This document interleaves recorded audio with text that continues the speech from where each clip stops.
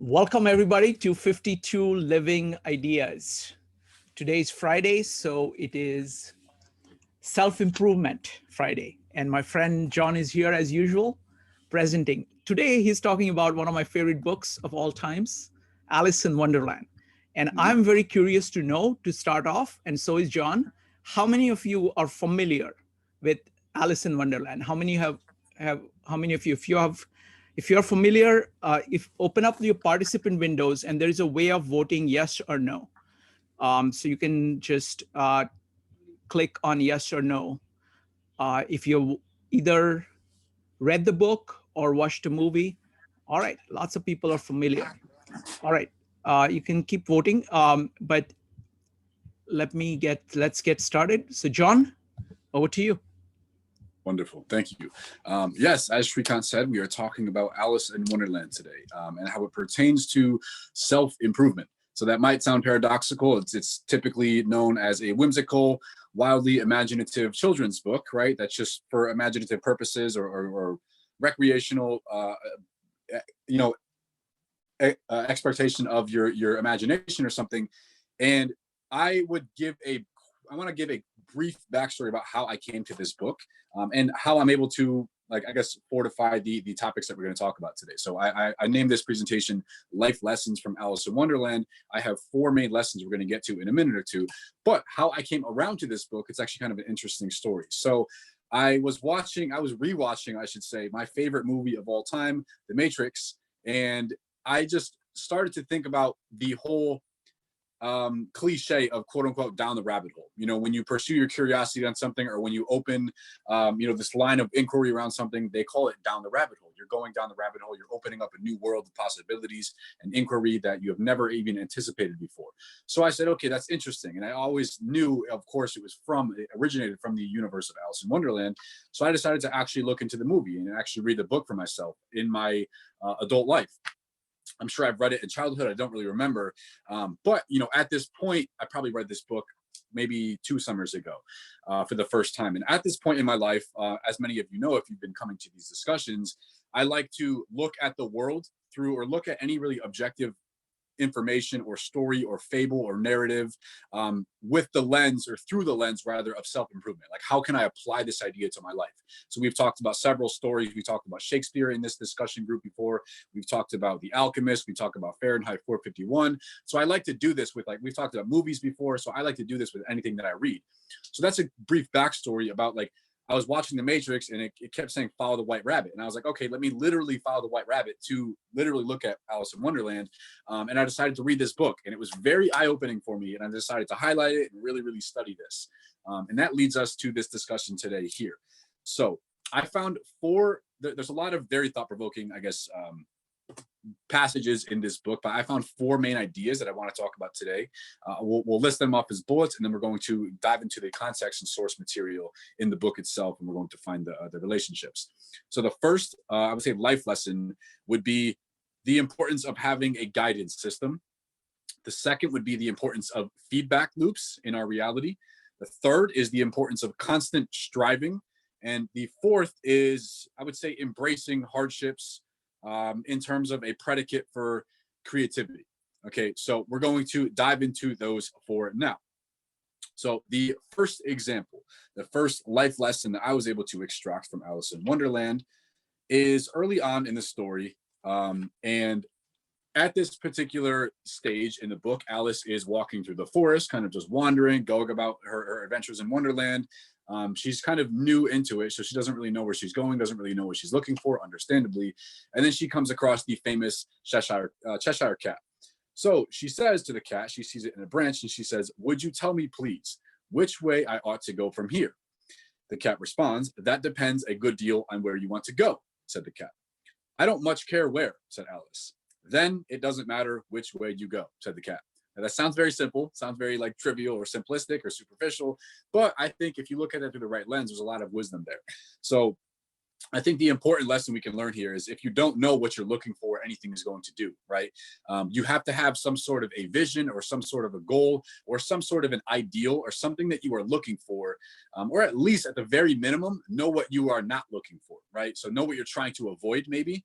So you can be open-minded, you can be kind of embracing reality, embracing this new imaginative world as Alice is doing, but you should at least have an idea of what you're trying to extract out of it. Even if it's intangible, even if it's just a new perspective, even if it's just an experience, you can go with an open mind and go with the flow, quote unquote. But that's still having somewhat of an ideal, somewhat of a goal to aim for and strive toward. So I think that there's a notion behind this. We're going to get into a lot of symbolism in a minute, but if you look at like seeds, if you look at thoughts as seeds, so you can plant seeds in your mind. I love looking at things in terms of analogies and metaphors. So you can look at the I guess conceptual realm of your mind as a garden, and each one of your thoughts, each one of your goals would be a seed or a plant. And you can deliberately plant seeds. You can water seeds through consistency, through discipline, through persistence, through repetitiveness, day in, day out, repeating something. That would be the equivalent of watering a seed in the physical realm, and this would lead to fruition, right? It's going to bring you results. Just as thinking the same way, repeating the same actions, having the same philosophy or perspective on something is going to lead to some certain result. Now, I think it's important to realize here that the cat really didn't have any objective, quote unquote, advice for Alice, because quote unquote objective advice is, I would argue, almost impossible for people. Now, we realize this implicitly when we look at any set of information on the internet. We operate a lot with cognitive biases. So if I want to find the quote unquote key to success in career or work or finances, for example, I can go out and I can say, I can find a speaker who says, or maybe somebody who wrote a book or an author or a lecturer, and they might say, you need to just work a little bit harder. You need to, put more hours in. You need to put more of yourself into your hours. You have to just work harder. Conversely, I can come across the same, another person who has the same credentials. They're also an author. They're also a speaker. They're also very successful in their realm. They also have very admirable results. And they might say the complete opposite. Oh, it's all about balance. You need to slow down. You need to unplug. You need to relax, recharge yourself, reflect on your progress, know what you're doing. It's not all about working hard. It's about working smart, right? Those are completely conflicting bodies of information. But which one is going to work? You know what I mean? So it's like, that's very important to understand. There's no really objective information. It all depends on your goals, which is why the Cheshire Cat could not give Alice an answer. She says, I don't know my goals. I don't know what I'm looking for. And so he said, I don't know where to point you. I don't know where to lead you. You can go anywhere you want then. It's up to you completely. So I think that's also something important to remember. But mind you, wherever we look, whatever information that we run across in life, I think it's important to remember that going along with this symbolism of an analogy of a garden, just as a physical garden will not remain idle, your mind will not remain idle. Meaning that if I don't deliberately plant seeds in a garden, if I go in and I what's the word called? Till the soil, I rototill it and everything like that. I prepare the grounds, I get everything purified. If I do nothing with that, guess what's going to happen? Weeds are going to grow, right? It's unoccupied land. It's rich potential. It's going to be used by something, by some seed, whether it's a acorn that falls from a tree and it overtakes that seed, overtakes that land for itself, or it's weeds, or it's neighboring plants or bushes or flowers, etc. Same thing happens with your mind. There is, I would say, no such thing as an unoccupied space in your mind. Right? Your subconscious mind. It's always going to be occupied. Now, the important question to ask ourselves is, are we establishing those thoughts? Are we planting those seeds? Or are seeds reaching it as a result of our neglect? Right? That's a very small distinction, but the outcomes are poles apart, right? Are we deliberately planting and choosing the thoughts that we are entertaining on a day-to-day basis, or are thoughts reaching us as a result of our own neglect? That's a very important question to ask ourselves, and something that I also learned from the Cheshire Cat interaction with Alice here. So going off of the subjective and objective nature of reality, there's a quote from Nietzsche, and I think it's Thus Spoke Zarathustra, where he says, you have your way, I have my way. As for the way, it does not exist. Okay, so I think a better lesson we can extract from this interaction is, don't really search for objectively true or false information, because like I said, with those examples of you need to work harder, you need to work less, both of them are true or both of them are false, depending on how you look at it. So it's all a matter of perspective, and it depends on your goals. So I would, I try to operate throughout the world, throughout like selecting and refining and filtering my information in terms of, is it constructive or destructive? right? Is it going to lead me to where I want to go? Is it productive? Is it useful? Is it empowering, or is it disempowering, right? Does it empower me to take action and see results in my life, or does it discourage action and make me blame other people? You know what I mean? So that's not really true or false information. It's constructive or destructive, or empowering versus disempowering. And I found a lot of value in terms of operating through the world that way in my own life.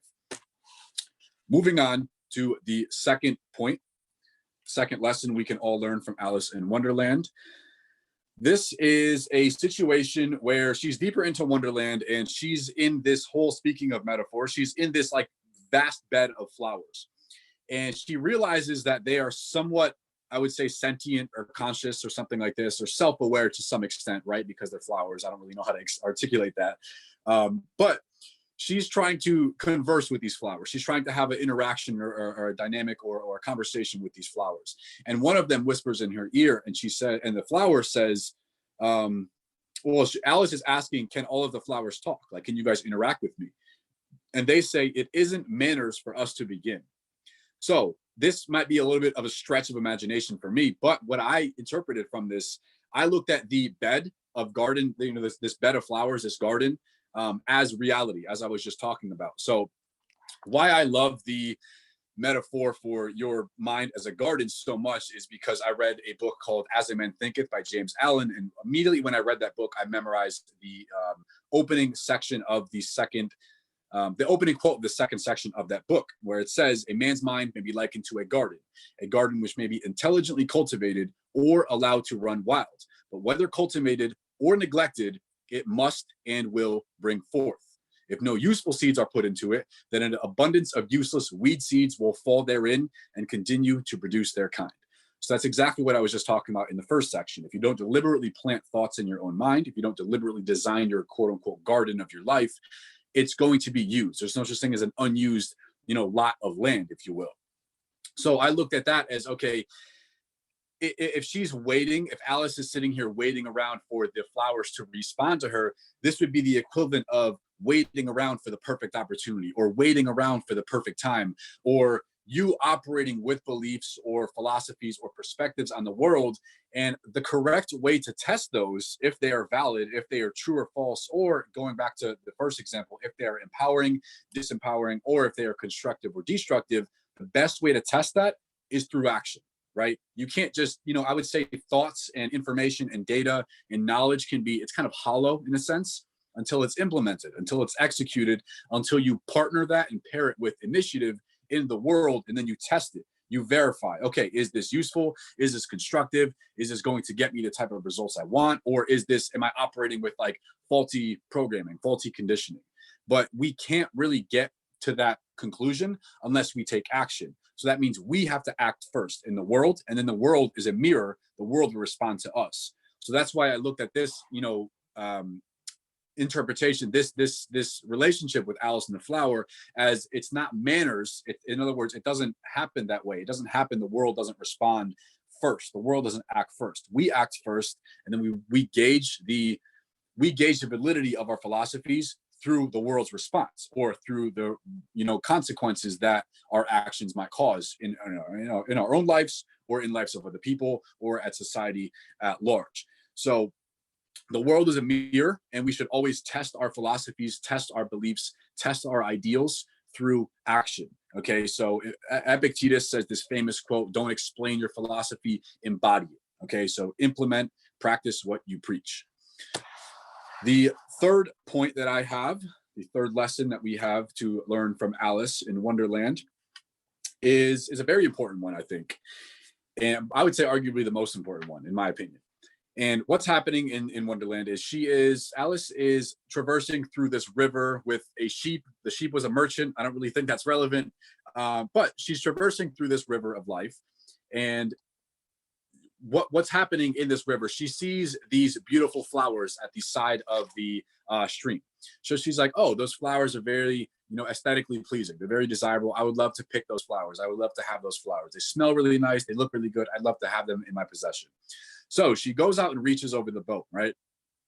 And she reaches over the boat. She picks the flowers, kind of dangers herself in doing so. And then she eventually puts them in the boat right in front of her. And I'm going to read something very quick.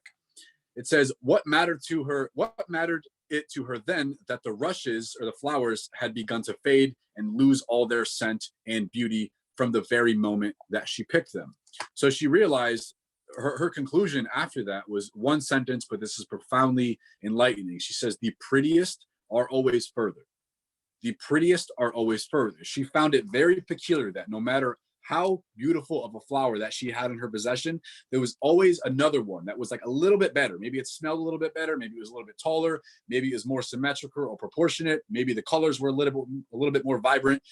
The prettiest one was always a little bit out of reach, right? No matter how much she had, she could have filled her entire boat with flowers, but she still might have wanted the one that she, quote unquote, couldn't have.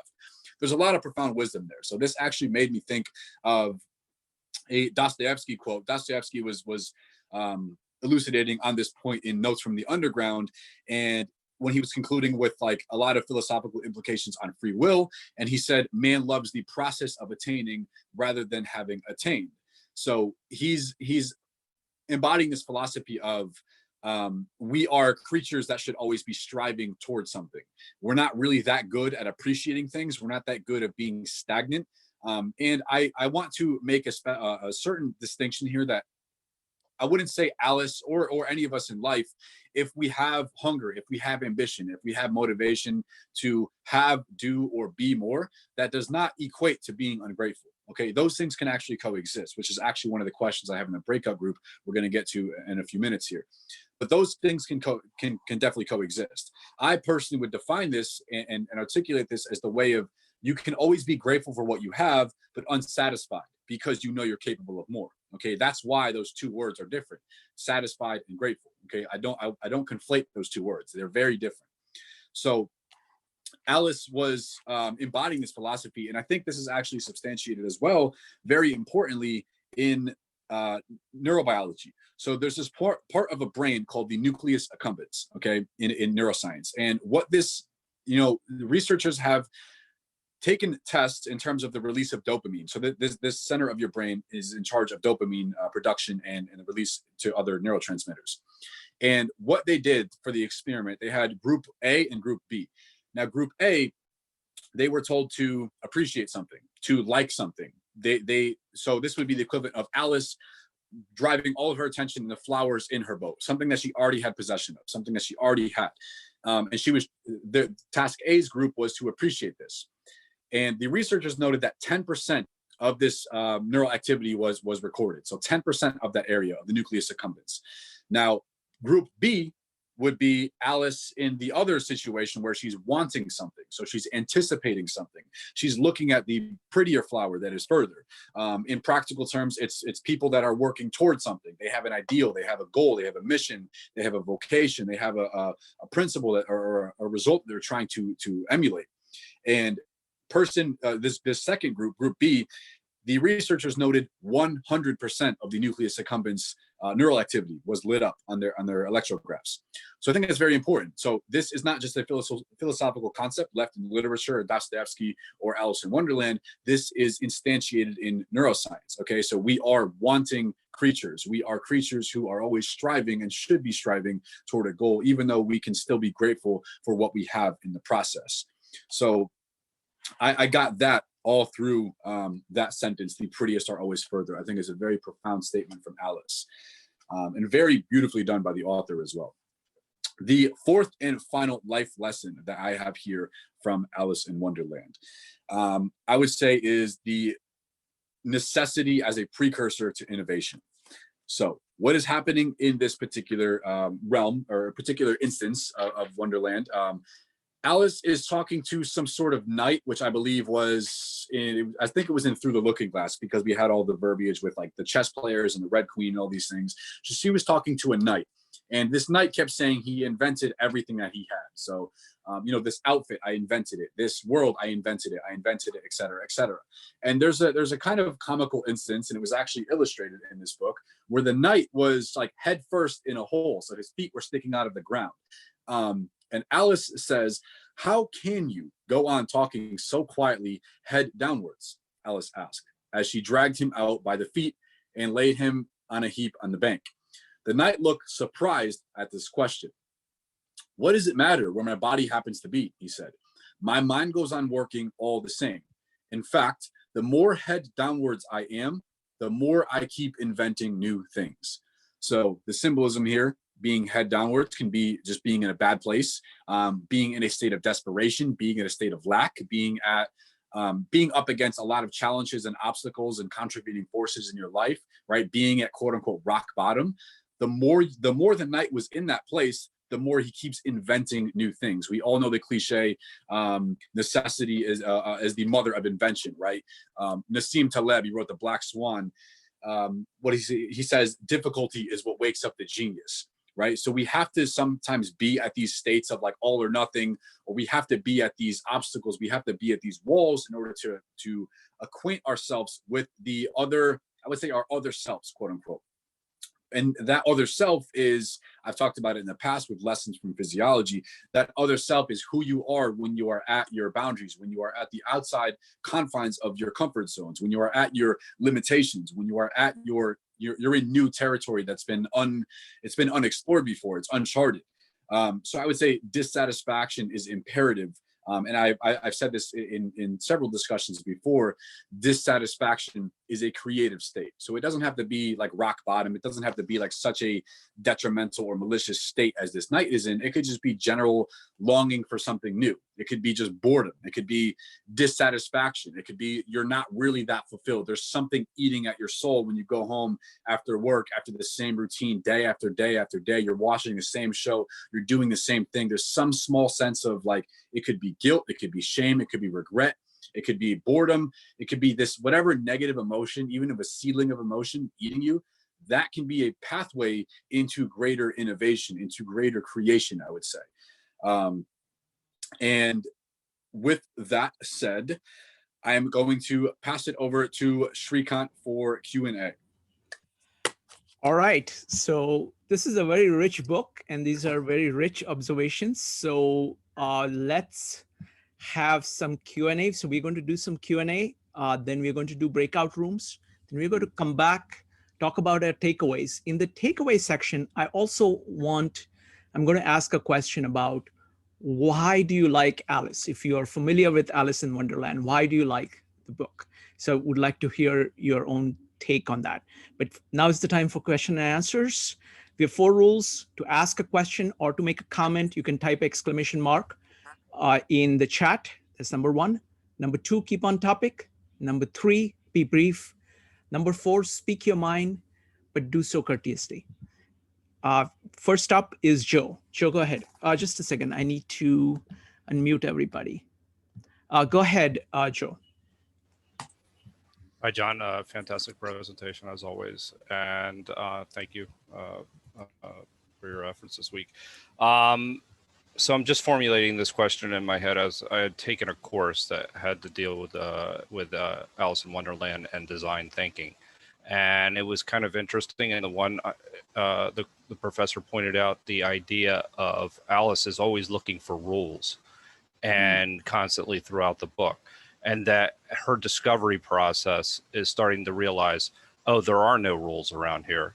And that this is the importance, kind of links back to the idea of goals. So the idea comes back to, if you ask 2 different people, the idea of balance and work harder. You know, you would get 2 different answers, but it would depend on what your goal is.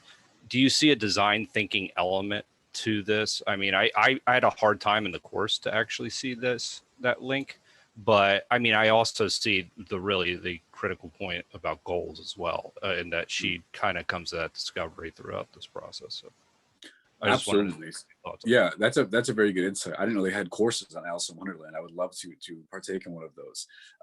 So there's a lot of different themes we can superimpose onto Alice in Wonderland. I mean, of course, this is meta as well, because whatever we believe about the world, we're going to find in Alice in Wonderland, right? So I've talked about these 4 principles before. They're part of my fundamental philosophy, which is why I found them in the book, right?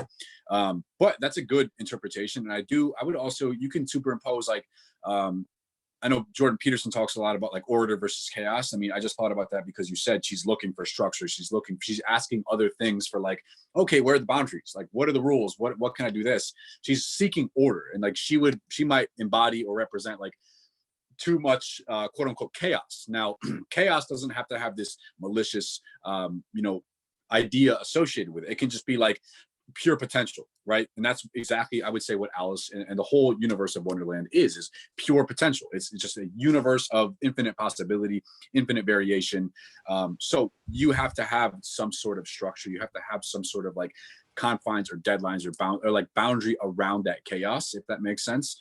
And I think that is a perfect example is when she had the interaction with the Cheshire Cat, right? Because she's not looking for anything. She has no idea what she's looking for. Like her mind is too open, right? It's important to have an open mind, but she's too open to the sense of, I have no idea what I'm even looking for. I'm just being led astray by, this figure in Wonderland, or that plant, or that flower, or that talking cat, whatever it is. She's like a intermediary device for other people's or other entities' desires or goals. And I don't think, maybe in like Through the Looking Glass, maybe a little bit, but especially when she enters Wonderland, she has no idea what she's doing. Like nothing, no goal, no intention, no motive. She slipped. She fell down the rabbit hole, right? It was an accident. You know what I mean? So she was kind of overwhelmed. And I think it's a very good example is like having that goal, having that at least a hypothesis, you know what I mean? At the very minimum, like a hypothesis of like, I believe the world is X, or I believe life is XYZ. You know what I mean? She doesn't even have that. So I think that's a very, very important insight. Next up is Faisal.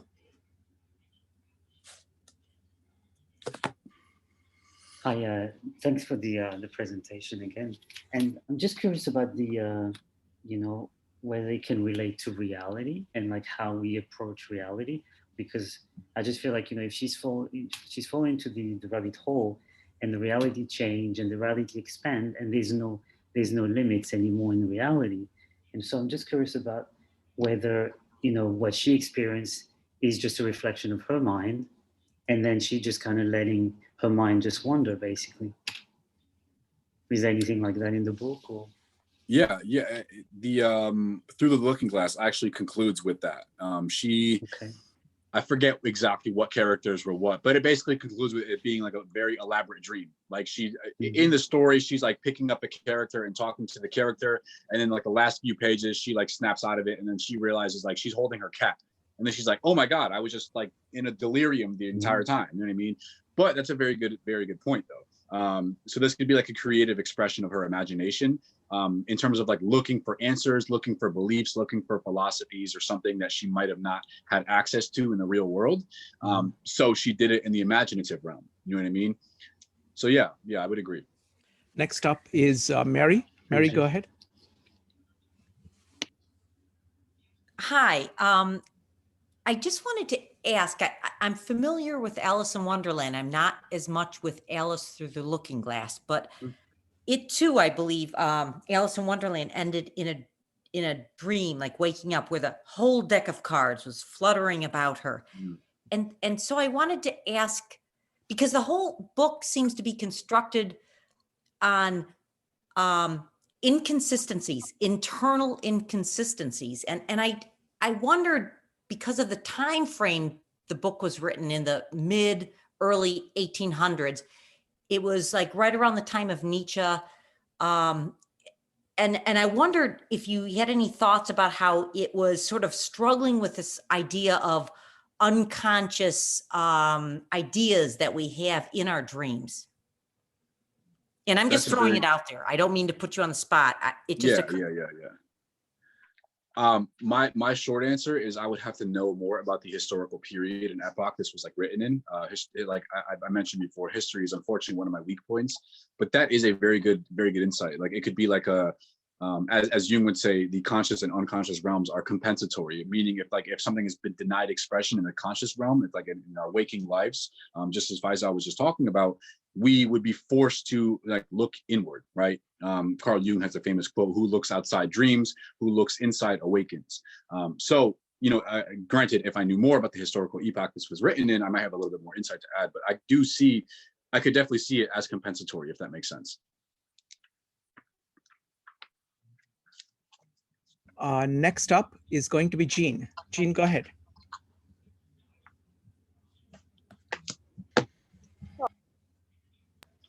Yeah. So I quite agree with I read this book a long time ago, actually in Chinese, very long time ago, but I remember the story, and I quite agree with about how the fiction actually is more resembles the reality than the nonfiction. I heard somebody shared on Instagram about 1984, and it was like, oh my God, it's so crazy, like today. And I was wondering, like it seems we let the kids read all these books, then they don't really have the life experience. We think much better understand what the writer intention is our life experience. So it seems the adults should really read fiction instead of the kids. Now they have high school kids reading this 1984. My older son, younger son reading Alchemist. When I read Alchemist, I learn so much. I can see so much more in the book than my son actually can. So I just want, I totally agree with what you said, and I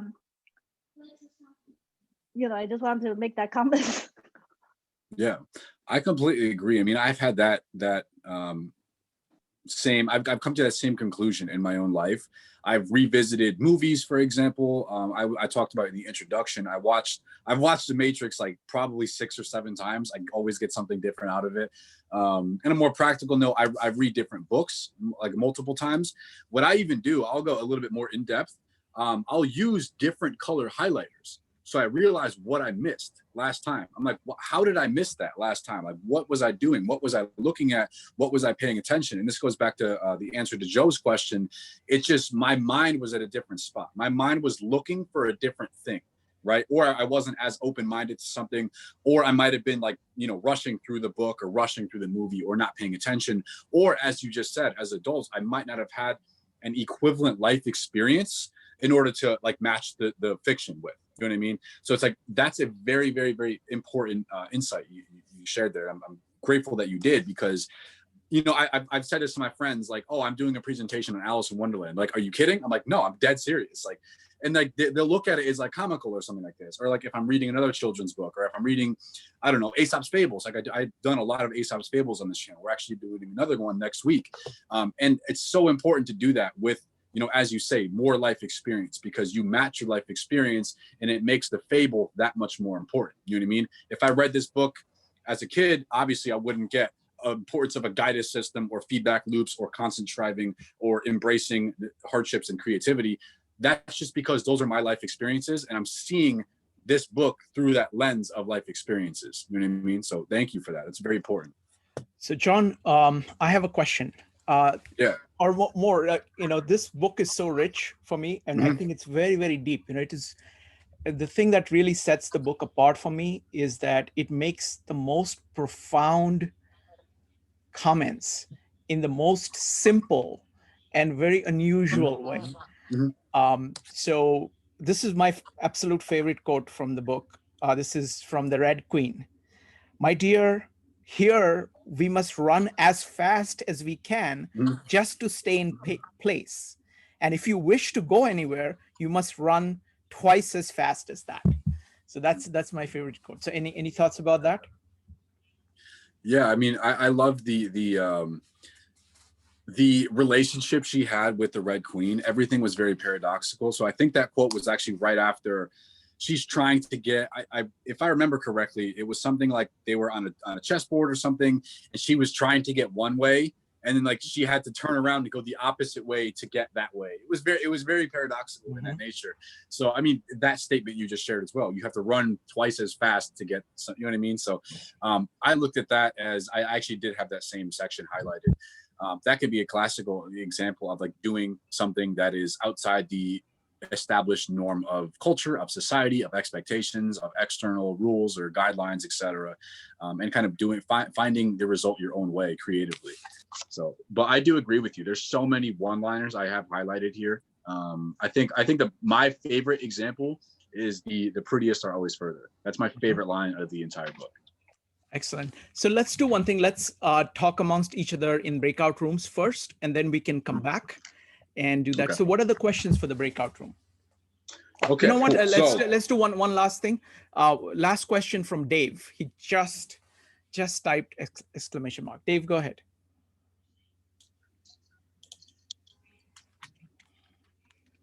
Dave? Yeah, John, is this the hero's journey, even though it's a little girl? That's a good question. The Hero with a Thousand Faces is actually on my to-read list, but I would still say this can be, I don't really know exactly how I'd identify like a guide or how I identify like the main villain or something like that, for example, but I would still absolutely agree.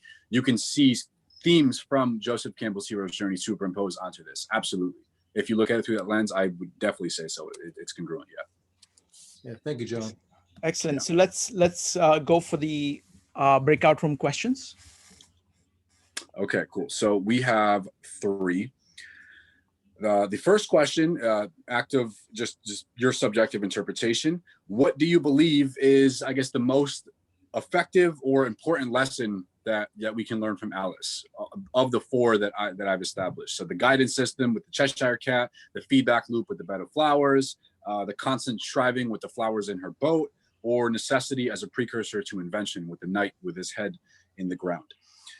The second question, it was kind of tailored to the feedback loop, which is what are some methods we can do to implement what we learn? So we all know the importance of learning. All of us here are probably voracious readers. How can we execute on what we learn? What are some methods we can do? The third is I actually just saw a question in chat pertaining to this. What are some ways we can balance gratitude for having what we have while simultaneously being hungry for more? Excellent. So with that, I'm going to start the breakout rooms now for 25 minutes, and then we'll come back here to share our takeaways as well as our thoughts about the book. Starting the breakout rooms now.